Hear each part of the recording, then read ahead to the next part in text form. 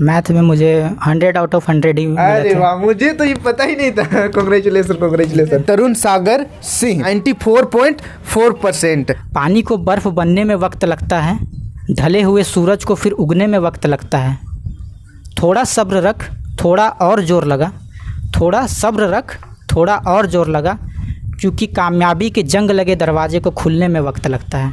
आपका स्ट्रेटजी क्या था? आप किस तरीके से तैयारी किए थे? आप माइंड को डिस्ट्रैक्शन से कैसे बचाते थे, खासकर एग्जाम के मंथ में? कितना घंटा पढ़ते थे? लिख कर प्रैक्टिस करते थे या फिर बस बोल कर याद कर लेते थे? एक मैथ को लगभग आप कितने बार सोल्व करते थे ताकि आपको याद हो जाए? मैंने क्वेश्चन पढ़ा, अब मुझे आंसर पता था आंसर क्या होने वाला है। अब मैंने बगल में ही पेंसिल से लिख दिया था कि इसका ये आंसर होने वाला है। पूरा सिलेबस को लगभग आप कितना बार रिवीजन किए थे कि आपका इतना अच्छा परसेंट आया है 94.4%? संस्कृत में भी मुझे 90+ स्कोर आए थे उसमें। कि आप कौन कौन सा बुक फॉलो किए थे? डिस्ट्रिक्ट टॉपर को क्या क्या मिलता है, कि आपको डिस्ट्रिक्ट टॉपर होने के बाद आपको कितना पैसा मिला? सो हेलो गाइज, आप सभी का अपने HDS ट्यूटोरियल पर स्वागत है। तो आज हम लोग टॉपर्स टॉक पार्ट 2 लेकर आए हैं और आज हमारे साथ है तरुण सागर सिंह और ये भी डिस्ट्रिक्ट टॉपर थे 2018 में। जेक बोर्ड से ही ये भी एग्ज़ाम दिए थे और जो पार्ट 1 था उन्हीं के क्लासमेट हैं। तो ये भी सिमडेगा जिला से हैं और स्कूल का नाम है सरस्वती शिशु विद्या मंदिर। तो इनसे हम लोग कुछ क्वेश्चन करेंगे, आज इनका इंटरव्यू लेंगे, इनसे जानेंगे कि इनका स्ट्रेटजी क्या था, कितने घंटे पढ़ते थे और किस तरीके से तैयारी किए थे, कौन कौन सा बुक फॉलो किए थे वगैरह वगैरह सब कुछ जानेंगे। वीडियो के साथ बने रहिएगा। सबसे पहले मैं आप लोगों को बता दूं इनका परसेंट। जो पार्ट 1 था उनका 91.6% था और इनका उससे भी ज़्यादा है 94.4%। एम आई राइट? चलिए ठीक है। तो 94.4% इट इज़ नॉट ईजी, ठीक है, बहुत ही मेहनत करना पड़ता है। तो सबसे पहले स्वागत है आपका तरुण सागर सिंह मेरे चैनल पर। सबसे पहला सवाल करते हैं तरुण सागर सिंह से कि आपका स्ट्रेटजी क्या था, आप किस तरीके से तैयारी किए थे कि आपका 94.4% काफ़ी अच्छा परसेंट होता है, किस तरीके से आप तैयारी किए थे? तो इस बारे में मैं यही बोलना चाहूँगा कि मैं स्टार्टिंग से ही अपने एकेडमिक्स में बढ़िया रहा हूँ। तो गार्जियन का जो सपोर्ट था और टीचर्स की जो एक्सपेक्टेशन थी उस पे मुझे खरा उतरना था। तो तैयारी को लेकर मैं शुरुआत से ही सिंसियर रहा हूँ इसमें। मैंने स्टार्टिंग से ही अपने जो क्लास 10th बोर्ड का जो जैसे ही मैंने इनरोल हुआ क्लास 10th में, मैंने सोचा था कि एंड ऑफ द डे मुझे एग्ज़ाम देना है और उसमें अच्छा मार्क्स स्कोर अच्छा लाना है मुझे। तो मैं शुरू से ही सिंसियर था। और लेकिन स्टार्टिंग में क्वेश्चन ये आता है कि शुरू में लोगों को पता नहीं होता है, बच्चों को पता नहीं होता है कि तैयारी शुरू करें कैसे। आपको जज्बा रहता है कि हाँ मुझे अच्छा स्कोर करना है, लेकिन शुरुआत में चीज़ें पता नहीं होती है। धीरे धीरे जैसे जैसे आप पढ़ते हैं वैसे आपको चीज़ें क्लियर होती हैं तो आप और आगे उसमें प्रोसीड करते हैं।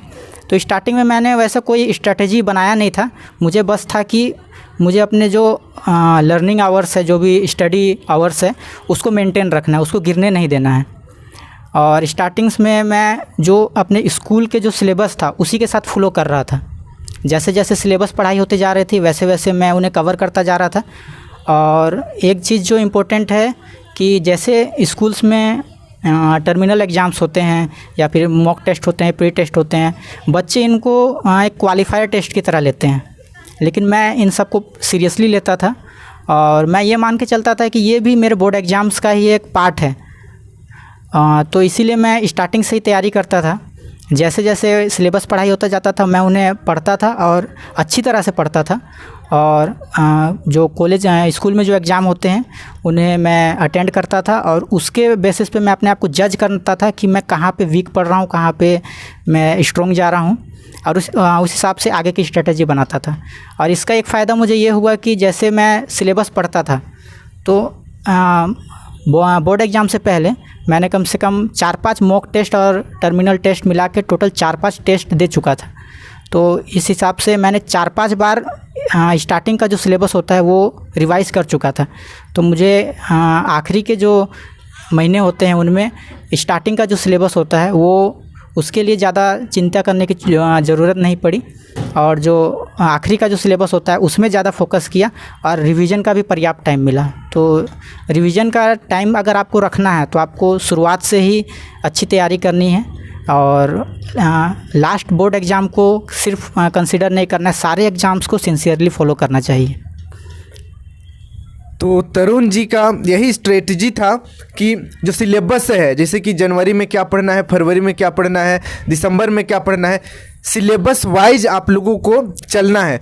स्किप मत कीजिएगा, स्किप कीजिएगा तो फिर छूट जाएगा और जो आगे का पढ़ना है उसको फिर आप स्किप कीजिएगा इस तरीके से, फिर बाद में बल्क हो जाएगा, फिर पूरा छूट ही जाएगा। उसके बाद जो आप प्लानिंग शुरू में करते हैं, साल के स्टार्टिंग में काफ़ी ज़्यादा प्लानिंग करते हैं बच्चे कि इतना नंबर लाऊंगा, इतना नंबर लाऊंगा, ऐसे पढ़ूंगा, वैसे पढ़ूंगा, कंटिन्यूटी मेंटेन नहीं कर पाते हैं। इन्होंने पहले ही कहा कि जो शुरू में इनका जो टाइम टेबल था, जैसे पढ़ते थे उसी तरीके से लास्ट तक गए। तो ये चीज़ आप लोगों को मेंटेन करना है। खैर, आप लोगों के पास अभी बहुत ही कम समय है, लगभग 15 दिन का। इसी 15 दिन को आप लोगों को अपना बेस्ट देकर यूटिलाइज करना है ताकि आप अच्छा स्कोर कर सकते हैं। तो इनका स्ट्रेटजी सिंपल है कि आप सालों भर मेंटेन रहिए, सालों भर पढ़ते रहिए, सिलेबस को स्किप मत कीजिए। और जैसे इन्होंने कहा कि रिवीजन के लिए लास्ट में काफ़ी ज़्यादा वक्त निकाला था, ठीक है, इन्होंने निकाला, तो इसीलिए इनका इतना अच्छा नंबर आया। अब अगला क्वेश्चन तरुण जी से, वैसे जो पार्ट 1 में जो क्वेश्चन था वही क्वेश्चन इस पर भी होने वाला है, लेकिन शायद आंसर अलग होगा। तो आप माइंड को डिस्ट्रैक्शन से कैसे बचाते थे, खासकर एग्ज़ाम के मंथ में? अभी एग्ज़ाम का मंथ चल रहा है, मार्च ही है और मार्च में एग्ज़ाम होता है। तो आप मार्च में किस तरीके से अपना माइंड को कॉन्सेंट्रेट कर पाते थे एग्ज़ाम के लिए? कंसंट्रेशन मैं कैसे करता था ये थोड़ा सा बचकाना आपको लगेगा, क्योंकि मैंने इसके लिए बहुत अजीब स्ट्रेटजी बनाई थी। जैसे मैं बताना चाहूँगा, उस टाइम मैंने फर्स्ट बार एक यूट्यूब मोटिवेशनल स्पीकर हैं संदीप महेश्वरी सर, उनका नाम पहली बार मैंने सुना था। और मेरे क्लास में एक मेरा फ्रेंड था, उसके पास पूरे क्लास में पहला उसके पास पर्सनल स्मार्टफ़ोन था। उसने अपने मोबाइल पे ये संदीप महेश्वरी सर के वीडियो दिखाए थे। और मैंने ज़्यादा वीडियो देखी नहीं थी, एक ही 2 वीडियो देखी थी, लेकिन उसमें एक बहुत अच्छी बात बोली गई थी सर के द्वारा कि आपका मोटिवेशन आप खुद हो सकते हैं। कोई अगर आपको मोटिवेट कर रहा है तो वो टेम्पररी है। आप एक दिन के लिए मोटिवेट रहेंगे, एक सप्ताह के लिए मोटिवेट रहेंगे, 1 महीने के लिए मोटिवेट रहेंगे, फिर आप वही नॉर्मल जैसे आप पहले थे वैसे ही हो जाएंगे। तो आपका मोटिवेशन आप खुद बनिए, अपने अंदर रखिए। तो मैंने मोटिवेट हो रहने के लिए पहले मैंने सोचा कि ऐसी क्या चीज़ है जो मुझे मोटिवेट रख सकती है। कुछ महीने मैंने काम किया, ये सितंबर की बात है जब मैंने कंसंट्रेट रहने के लिए एफ़र्ट करना शुरू किया था। तो मैंने पहले बहुत सोचा कि मैं कौन सी ऐसी चीज़ है जिसे मैं याद करूं तो मैं उससे मोटिवेट रहूं। तो मैंने पाया था कि मैं फ़न बहुत ज़्यादा करता था, जैसे कोई फेस्टिवल्स हो गए या फिर स्कूल प्रोग्राम्स में मैं बहुत ज़्यादा इनरोल रहता था, बहुत ज़्यादा मस्ती भी होती थी। तो मैं हर महीने में यह सोचता था कि इस महीने कौन सा फेस्टिवल आने वाला है या फिर कौन सा स्कूल में ओकेज़न आने वाला है जिसमें रॉक करना है। तो मैं जैसे मैं पढ़ते पढ़ते मैं डिस्ट्रैक्ट हो रहा हूँ या फिर मैं पेशेंस खो रहा हूँ, तो मैं 10 मिनट के लिए सारी बुक्स बंद कर देता था और मैं बस फ्यूचर में चला जाता था कि आगे आने वाले टाइम पे कौन सा ओकेज़न मुझे अपॉइंट करना है, किस चीज़ में मुझे पार्टिसिपेट करना है, या फिर कौन सा फैमिली टुगेदर होने वाला है जिसमें बहुत ज़्यादा मज़ा आने वाला है। तो मैं वो सारी चीज़ें इमेजिन कर लेता था और फिर अचानक से मैं रिटर्न आ जाता था और मैं सोचता था वो सारी चीज़ें तभी पॉसिबल हो पाएंगी जब मैं अभी मन लगा के पढ़ूँगा। क्योंकि अगर मैं अभी जो मेरा टारगेट है मैं वो पूरा कर लेता हूँ तो मैं उस टाइम पर मैं रिलैक्स होके फुल इन्जॉय कर सकता हूँ। तो मैं मोटिवेट रहने के लिए मेरा यही एक मूल मंत्र बोल सकते हैं जिसको, वो था।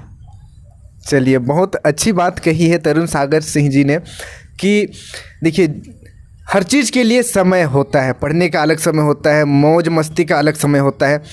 तो आप मौज मस्ती के समय मौज मस्ती कीजिए, लेकिन पढ़ने के समय पढ़िए। पढ़ने के समय पढ़िएगा तब मौज मस्ती के समय आपका माइंड टेंशन फ्री रहेगा कि मुझे पढ़ना था लेकिन मैं पढ़ नहीं पाया, ये टेंशन आपके मन में नहीं रहेगा। तो इन्होंने संदीप महेश्वरी का बात की, मैं भी उनका वीडियो देखता हूँ और मैं आई थिंक 12 में था उस वक्त देखा उनका वीडियो। मैं भी काफ़ी मोटिवेटेड होता हूँ उनसे और बहुत अच्छा स्पीच होता है उनका, आप चाहते हो तो आप भी देख सकते हैं। वर्ल्ड के सबसे बड़े मोटिवेशनल स्पीकर हैं वे। तो अगला क्वेश्चन कि तरुण जी, आप कितना घंटा पढ़ते थे एग्ज़ाम के समय में, एग्ज़ाम मंथ में? एग्ज़ाम मंथ में तो वैसे हम लोग को बहुत ज़्यादा समय मिलता है क्योंकि स्कूल ऑफ हो चुके होते हैं, तो मैं मैक्सिमम टाइम अपनी पढ़ाई को ही देता था। और क्योंकि फैमिली का भी सपोर्ट था कि वो ज़्यादा घर के कामों में इनरोल नहीं रख करते थे। फिर भी एक एवरेज 5 घंटे, 10 घंटे, 12 घंटे, 15 घंटे, एक लगभग में मिनिमम 10 से 12 घंटे मैं स्टडी को देता ही था। क्यों 10 से 12 घंटे? क्योंकि देखिए, जो 91.6 जिनका मार्क्स था वे भी 10 से 12 घंटे पढ़ते थे। तो आप लोगों को भी 10 से 12 घंटे पढ़ने ही पड़ेंगे, तब ही आपका स्कोर ज़्यादा हो पाएगा। अब अगला क्वेश्चन आपसे कि आप जब प्रैक्टिस करते थे तो लिख लिख कर प्रैक्टिस करते थे या फिर बस बोल बोल कर याद कर लेते थे और बस हो जाता था? किस तरीके से आप प्रैक्टिस करते थे? ये क्वेश्चन मुझे लगता है मुझे सबसे ज़्यादा पूछा गया क्वेश्चन है क्योंकि स्टूडेंट्स का प्रवृत्ति रहता है कि थोड़ा सा लेजीनेस आ जाता है। हाँ। लिखने में। मैं भी 1 मिनट में बीच में रोकना चाह रहा हूँ।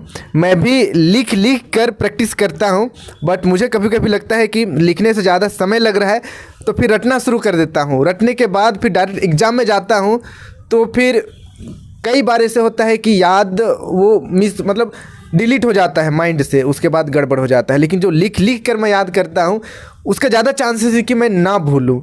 तो इसलिए मैंने इनसे पूछा कि आप लिख लिख कर पढ़ते थे या फिर बस पढ़ पढ़ कर याद कर लेते थे? चलिए आप कंटिन्यू कीजिए, मैंने बीच में टोक दिया। बिल्कुल, मैं आपकी बातों से एग्री करना चाहूँगा क्योंकि मैंने भी ये चीज़ फील किया है। स्टार्टिंग के टाइम पे मैं भी पढ़ता ही था, मैं रीडिंग बहुत ज़्यादा मारता था। मैंने लगभग सारे आंसर्स 5-6 बार से बहुत ज़्यादा रीडिंग कर चुके हैं। लेकिन जब मैंने मॉक टेस्ट और प्री टेस्ट दिया तो उसमें मुझे रियलाइज़ हुआ कि मैं आंसर तो मुझे याद है, लेकिन मैं उसको लिखने के लिए पर्याप्त समय नहीं दे पा रहा हूँ। क्योंकि आंसर मुझे सारे याद रहते हैं, लेकिन एग्ज़ाम में भी आपको टाइम मैनेज करना पड़ता है। तो उसके लिए मैंने दिसंबर, जनवरी, फरवरी मैंने बहुत ज़्यादा राइटिंग प्रैक्टिस की है। और मैं सारे मॉक टेस्ट मॉक टेस्ट के क्वेश्चंस मैं चीज़ों को कलेक्ट कर ज़्यादा करता था। जैसे मैंने भी गैस पेपर वगैरह ख़रीदे थे और मैं अपने सीनियर्स के भी गैस पेपर ज़्यादातर लोग ख़रीदते हैं, एग्ज़ाम में पढ़ते हैं, उसके बाद वो उनके लिए यूजलेस की तरह हो जाता है। तो मैं उनको कलेक्ट करता था और ज़्यादा से ज़्यादा मैं क्वेश्चंस कलेक्ट करके रखता था और उनको राइटिंग प्रैक्टिस के द्वारा उनको प्रैक्टिस करता था। तो आप लोगों को भी लिख लिख कर प्रैक्टिस करना है ताकि आप भूले ना। एग्ज़ाम के समय आपको एक टाइमिंग भी पता चलता है कि इतने मिनट में इतना लाइन, इतना पेज लिख सकता हूँ, तो आपके लिए अच्छा होगा। तो मैं चाहूँगा आप लिख लिख कर प्रैक्टिस कीजिए। अगला, आप मैथ को ज़्यादातर बच्चे मैथ में ही डरे होते हैं, ठीक है, ये मेजर का बात कर रहा हूँ मैं, ज़्यादातर बच्चे मैथ में डरते हैं। तो मैथ को लगभग आप कितने बार सोल्व करते थे ताकि आपको याद हो जाए? मैथ मेरा बहुत ही फेवरेट सब्जेक्ट रहा है और हाईएस्ट स्कोर भी मैंने इसी में किया था। अच्छा, ठीक है। अगला क्वेश्चन इसी पर है कि हाईएस्ट सब्जेक्ट मतलब हाईएस्ट मार्क्स किस सब्जेक्ट में आया था और कितना आया था? तो बात आ ही गया है हाईएस्ट मार्क्स का, तो मैं पूछना चाहूँगा मैथ में कितना मतलब हाईएस्ट था? मैथ में मुझे 100 आउट ऑफ 100 ही मिला था। अरे वाह, मुझे तो ये पता ही नहीं था। कॉन्ग्रेचुलेसन। मैथ में 100 out of 100, oh my God. हम लोग दोनों सेम स्कूल से हैं, सेम जिला भी है, मेरे से ये जूनियर है। मैंने नोटिस नहीं किया 100 आउट ऑफ 100। कॉन्ग्रेचुलेसन। तो चलिए 100 आउट ऑफ 100, ये क्वेश्चन तो बनता है कि आप एक मैथ को कितने बार सोल्व करते थे? चलिए, मैथ का ये था मुझे कि स्टार्टिंग से मैं बताना चाहूँगा मैथ का मेरा पूरा जर्नी। जैसे 5-6 तक मैथ ईजी होता है, उसमें परसेंटेज वगैरह रहते हैं। हाँ। लेकिन जब ये आपको द्विघात समीकरण सब आना शुरू होता है, जहाँ एक्स वाई का यूज होने लगता है, तो वहाँ से मैथ थोड़ा सा कॉम्प्लिकेटेड हो जाता है। जैसे 8, 9, 10th में, तो 8 में मुझे थोड़ी सी दिक्कत हुई थी। उसके बाद फिर मैंने 9th में उसे ठीक किया और 9th में ज़्यादा टाइम दिया। और 10th में मेरा ऐसे था कि मैंने पूरी बुक लगभग हर एग्ज़ाम में 5 से 6 बार मैंने कंप्लीट कर चुकी है पूरी बुक। 5 से 6 बार, समझ रहे हैं आप? 5 से 6 बार करना पड़ेगा आपको पूरा का पूरा बुक, तब आप 100 मार्क्स स्कोर कर सकते हैं। ठीक है, तो इसको ध्यान में रखिएगा। 5 से 6 बार। आप लोग एक बार मैथ बनाते हैं और बोलते हैं समझ नहीं आ रहा है सर, क्या करें। एक बार में कहाँ से होगा, एक बार में तो आपको कुछ नहीं होगा एक बार में। ठीक है, 5 से 6 बार मैथ सोल्व करना पड़ेगा। इन्होंने पूरा बुक 5 से 6 बार सोल्व किया, तब 100 आउट ऑफ 100 स्कोर हो पाया है। तो आप लोग भी ट्राई कीजिए ज़्यादा से ज़्यादा बार मैथ को सोल्व करने का। और कुछ कहना चाहेंगे? हाँ, और एक चीज़ मैं बोलना चाहूँगा, एक अच्छी चीज़ हुई थी मेरे साथ। हाँ। इतना ज़्यादा प्रैक्टिस करने का एक फ़ायदा ये हुआ था कि जो एग्ज़ाम्स हुए थे उसमें जो लॉन्ग क्वेश्चंस आते हैं, लगभग 3 या 4 क्वेश्चन आते थे मेरे टाइम पे, तो उसमें मुझे ऐसा हो गया था कि मैंने क्वेश्चन पढ़ा, अब मुझे आंसर पता था आंसर क्या होने वाला है। अब मैंने बगल में ही पेंसिल से लिख दिया था कि इसका ये आंसर होने वाला है। उसके बाद मैंने सोल्व किया और आंसर वही आया। और मतलब मैं 100% श्योर था कि कहीं अगर एक आध मार्क्स कट भी गया तो मेरा 98-99 स्कोर मैं उसमें करने वाला हूँ। वो मुझे पहले से गट्स फीलिंग आ गए थे उसमें के लिए। तो देखिए, मैथ सोल्व करने से पहले इनको आंसर पता रहता था, इतना प्रैक्टिस किए थे, तब आएगा आपका 100 मार्क्स। तो आप लोग को भी इसी तरीके से करना है। क्वेश्चन देखिए, आंसर पता हो रहना चाहिए। ठीक है, तो ये होता है मेहनत। अब अगला क्वेश्चन तरुण जी से कि पूरा सिलेबस, अभी तो हम लोग मैथ का बात किए, पूरा सब्जेक्ट पूरा सिलेबस को लगभग आप कितना बार रिवीजन किए थे कि आपका इतना अच्छा परसेंट आया है 94.4%? कितना बार आप पूरे सिलेबस को रिवाइज किए थे? पूरे सिलेबस तो जैसे मैं सब्जेक्ट वाइज बताना चाहूँगा, क्योंकि हर सब्जेक्ट के लिए मैंने लगभग कितना बार रिपीटेशन हुआ है वो अलग अलग है। जैसे सबसे कम सामाजिक विज्ञान को मैंने टाइम दे पाया और अनफॉर्चुनेटली उसमें स्कोर भी मुझे कम ही मिला। देखिए, समझ में आ रहा है, जितना प्रैक्टिस कम कीजिएगा कम स्कोर मिलेगा, जितना ज़्यादा प्रैक्टिस उतना ज़्यादा स्कोर। एग्जाम्पल दोनों है, हम दोनों है। मेरा भी सोशल साइंस में कम नंबर आया था। चलिए, तो जी सबसे ज़्यादा, जैसे मैं पहले बता चुका हूँ कि मैं मैथ को मैंने सबसे ज़्यादा टाइम दिया। और उसके अलावा एक साइंस सब्जेक्ट था जिसमें मुझे रुचि थी, जिसमें फिजिक्स और जो बायोलॉजी सेक्शन था वो मुझे ज़्यादा पसंद आता था, क्योंकि टेक्निकल चीज़ें थी तो समझने में मैं ज़्यादा ध्यान लगाता था। और फिर बाद में उसी को अपने शब्दों में लिखना तो सबसे बेटर रहता है, तो खाली मैं समझने में ज़्यादा फोकस करता था। और फिर राइटिंग स्किल, जब मैंने, जैसे मैंने बताया कि लास्ट महीने में मैं राइटिंग स्किल पे ज़्यादा काम किया है, तो उस टाइम पे मैंने वो जो जितना भी चीज़ मैंने समझी है उसको अपने राइटिंग के द्वारा मैं कैसे बेटर बना सकता हूँ वो उस पे काम किया था। और एक चीज़ बताना चाहूँगा कि मेरी जो माताजी है वो संस्कृत के टीचर हैं। मैंने भी उनसे पढ़ा है और संस्कृत 10th क्लास में मैंने स्टार्ट किया संस्कृत उनसे पढ़ना। उनसे पहले कोई और टीचर पढ़ाते थे। इतनी अच्छी पढ़ाती है, मतलब मैम, हम लोग दीदी जी कहते हैं स्कूल में। इतनी अच्छी पढ़ाती है दीदी जी कि मुझे संस्कृत बहुत ईजी लगने लगा था। इनफैक्ट मैं संस्कृत बोलने जैसे ऐसा लग रहा था कि मैं संस्कृत बोल रहा हूँ, संस्कृत में अब बोल सकता हूँ, काफ़ी कुछ। बहुत ही अच्छे पढ़ाते हैं, संस्कृत के टीचर हैं इनके माता जी। जैसे कि आपने बोला कि हम लोग स्कूल में दीदी जी बोलते हैं, तो मैं भी दीदी जी ही बोलता था अपनी मम्मी को। मम्मी को ये दीदी जी बोलते हैं वैसे। हाँ, दीदी जी बोलता था। तो उसका एक बेनिफिट मैं आपको बताना चाहूँगा कि दीदी जी बोलने से एक मतलब फ्रेंड वाला फीलिंग आ गया था। तो उससे कन्वर्सेशन करने में ज़्यादा कंफर्टेबल फील करता था। तो मैं एक दोस्त की तरह ही बातचीत करता था और अपने डाउट्स पूछता था। तो संस्कृत में भी मुझे 90+ स्कोर आए थे उसमें, मैट्रिक में 90 प्लस कुछ, अभी मुझे एक्यूरेट याद नहीं है, लेकिन 90+ कुछ था स्कोर। क्या बात है।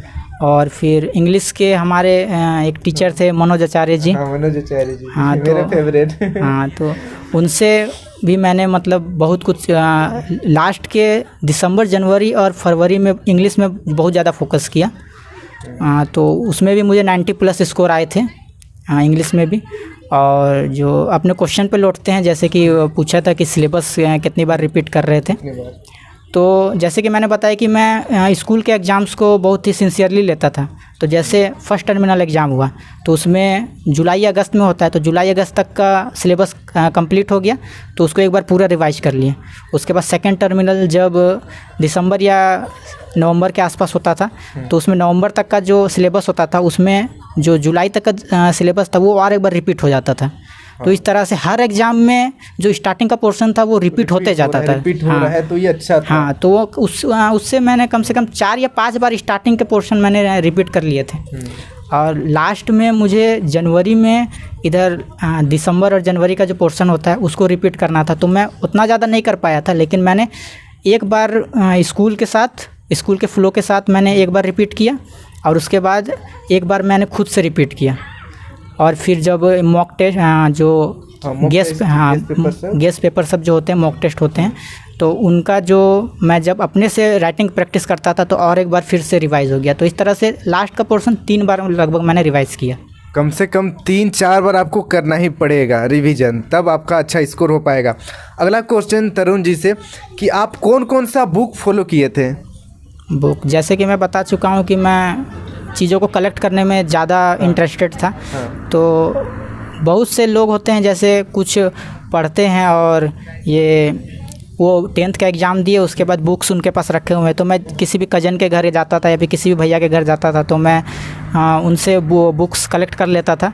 और इस तरह से मेरे पास लगभग हर सब्जेक्ट के लिए NCERT के अलावा एक बुक हर सब्जेक्ट का, जैसे कि भारती भवन पब्लिकेशंस का बुक्स हो गया या फिर किसी गोल्डन गाइड हो गया, वो सारे बुक्स थे। तो बेसिकली तो मैंने NCERT ही फॉलो किया, लेकिन कुछ पर्टिकुलर क्वेश्चंस के लिए या फिर कुछ ज़्यादा नॉलेज के लिए मैं भारती भवन एक आता है बुक, उसको मैंने यूज किया था। तो आप NCERT के साथ जा सकते हैं, लेकिन अगर आप साइड बुक लेते हैं, भारती भवन हो गया और बहुत सारे हैं, तो वे आपको अच्छा मतलब एक्स्ट्रा नॉलेज देंगे। But I think NCERT is enough. हाँ, NCERT इज इनफ। अब अगला क्वेश्चन, आपने गेस पेपर पढ़ा था या नहीं पढ़ा था, या एग्ज़ाम से कितने दिन पहले पढ़ा था गेस पेपर, या क्वेश्चन बैंक के बारे में आपका क्या कहना है? क्वेश्चन बैंक तो डेफिनेटली सबको लेना चाहिए, वो एक बहुत बड़ा मेजर फैक्टर है आपके स्कोर अच्छा करने के लिए। गेस पेपर के बारे में मैं बताना चाहूँगा कि उस टाइम क्रेज़ रहता है कि किसी भी हालत में अच्छा स्कोर करना है, तो जो भी चीज़ आपको मिल रहे हैं वो सारा चीज़ बटोरने का कोशिश करते हैं। तो उस तरह मैंने भी गेस पेपर में होता क्या था कि एक सेट बना हुआ क्वेश्चन आता था। तो मैं टाइम मैनेज करने के लिए 3 घंटा का टाइमर लगा के वो गेस पेपर सॉल्व करता था। और इस तरह से मैंने प्रीवियस ईयर के गेस पेपर और करंट ईयर के गेस पेपर सारे मैंने सॉल्व किए हुए हैं। आपको भी यही करना पड़ेगा। अभी 15 दिनों में आप 3 घंटे का टाइमर लगा दीजिए और जो भी प्रीवियस ईयर क्वेश्चन है उसको 3 घंटे में, या फिर जो गेस पेपर अभी आ रहा है, बहुत सारे गेस पेपर है, 3 घंटे में पूरा का पूरा सोल्व करने की कोशिश कीजिए। ये आपको बहुत ही अच्छा रिजल्ट देगा।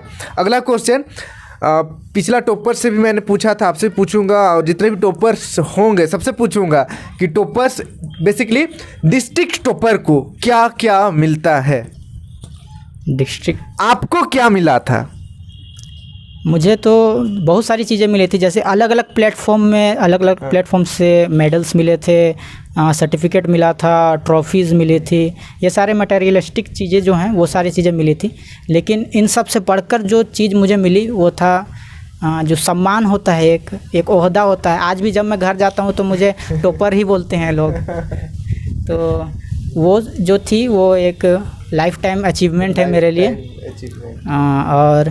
और एक चीज़ जैसे बोलना चाहूँगा कि उससे पहले जैसे आपको लोग आपके गार्जियन के नाम से जानते हैं कि हाँ फलना का बेटा है, फलनी का बेटा है, तो उसके बाद से जब आपका पेपर में आपका बड़ा बड़ा हेडलाइन आएगा कि सरस्वती शिशु विद्या मंदिर का छात्र तरुण सागर सिंह बना जिला टॉपर, तो उससे आपको एक फर्स्ट ऑफिशियल पहचान मिलती है आपको। तो वो एक बहुत बड़ा चीज़ मैंने एक्सपीरियंस किया है। और आप लोग भी अगर अच्छा करते हैं तो आप लोग भी कंफर्म वो चीज़ एक्सपीरियंस कीजिएगा। एग्जाम्पल देना चाहूँगा, जैसे आप लोग छोटे छोटे थे, मैं भी छोटा था, तो अक्सर लोग कहते देखिए ये उनका बेटा जा रहा है, उनका बेटी जा रही है। लेकिन जब आप अच्छा करते हैं, आप टॉपर बनते हैं, तो आपको लोग टॉपर कहेंगे, लेकिन जब आपके मम्मी पापा जाएंगे तो बोलेंगे देखिए वो टॉपर की मम्मी जा रही है, टॉपर के पापा जा रहे हैं। तो वो जो मोमेंट होता है वो बहुत ही प्राउड फील कराने वाला मोमेंट होता है, तो वो बहुत इंपॉर्टेंट है। अगला क्वेश्चन इसी पर कि आपको डिस्ट्रिक्ट टॉपर होने के बाद आपको कितना पैसा मिला था, यह भी क्वेश्चन है, बहुत ज़्यादा पूछा जाता है। कितना पैसा मिला था? पैसा ये तो डिपेंड करता है कि आपको मिला था या नहीं मिला था।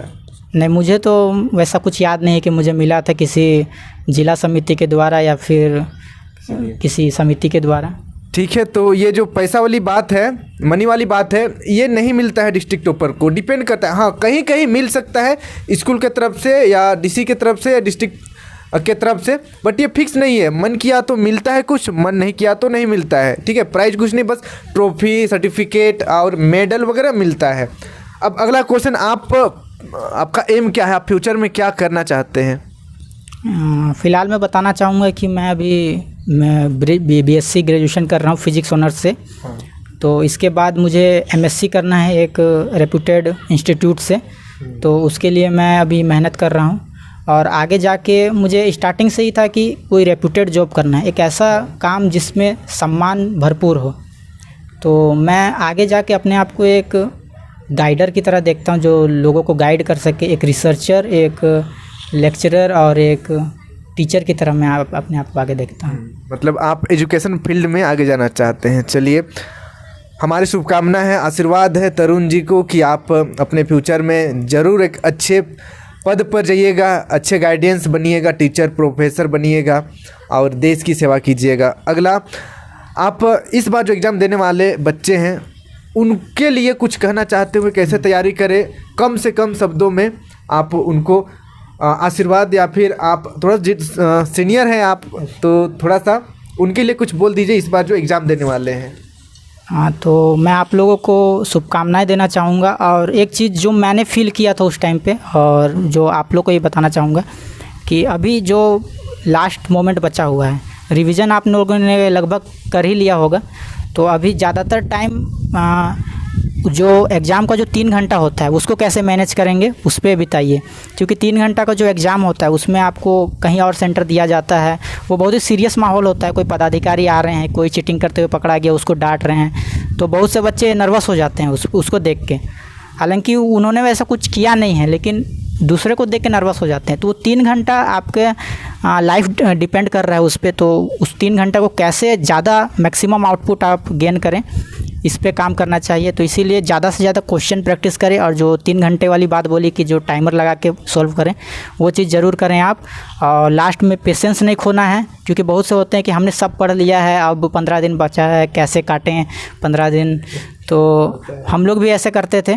तो इस बारे में मेरे टीचर ने एक बहुत अच्छी लाइन बोली थी, वो मैं आपको बताना चाहूँगा कि पानी को बर्फ़ बनने में वक्त लगता है, ढले हुए सूरज को फिर उगने में वक्त लगता है। थोड़ा सब्र रख, थोड़ा और ज़ोर लगा, थोड़ा सब्र रख, थोड़ा और ज़ोर लगा, क्योंकि कामयाबी के जंग लगे दरवाजे को खुलने में वक्त लगता है। तो आप मेहनत करते रहिए और पेशेंस खोना नहीं है। कुछ 15 दिनों की बात है, बस आप डटे रहिए। और यकीनन मुझे आप पे पूरा भरोसा है, आपके एचडीएस भैया को पूरा भरोसा है, पूरे एचडीएस टीम को आपको पूरा भरोसा है कि आपका रिज़ल्ट अच्छा होगा। आपके टीचर को भरोसा है, आपके अभिभावक को भरोसा है। बस आपको अपने ऊपर थोड़ा सा भरोसा रखना है और मेहनत करते रहना है। यकीनन आपका रिज़ल्ट बहुत ही अच्छा होगा। Thank you so much Tarun Sagar Singh को यहाँ पर आने के लिए और हम लोगों को वक्त देने के लिए। और ये भी चाह रहे हैं, मैं भी चाह रहा हूँ कि आप लोग ज़्यादा से ज़्यादा स्कोर कीजिए, स्टेट टॉपर बनिए। मैं खुद आप लोगों का इंटरव्यू लेने आऊँगा। आज यहाँ पर तरुण सागर सिंह हैं, आप कल यहाँ पर होंगे मेरे साथ, मुझे बहुत खुशी होगी। और चलिए, आज के लिए इतना ही। तो लास्ट में मैंने लास्ट वाले वीडियो में भी कहा था कि पहले युद्ध तलवारों से होती थी, आजकल पेन, कॉपी, कलम से युद्ध होता है। तो तरुण को मेरी तरफ से एक पेन मेरे आशीर्वाद के तौर पर, शुभम। तो हम लोग चाहेंगे तरुण आगे जाकर खूब अच्छे से पढ़ाई करे और एक अच्छे पोस्ट पर जाए और टीचर बने। एक्चुअली मैं भी टीचर बनना चाहता हूँ, टीचर मीन्स प्रोफेसर, और ये भी हाँ लेक्चरर। तो आगे जाकर आपको अच्छा करना है तरुण, मेरे तरफ से और एचडीएस टीम की तरफ से। और आने के लिए थैंक यू सो मच। आज के लिए इतना ही। वीडियो अच्छी लगी तो वीडियो को लाइक करके चैनल को सब्सक्राइब जरूर कर लीजिएगा और वीडियो को अपने सभी दोस्तों के साथ शेयर जरूर कर दीजिएगा ताकि उनको भी इस वीडियो का कुछ लाभ हो सकेगा। Thank you for watching video. Have a good day.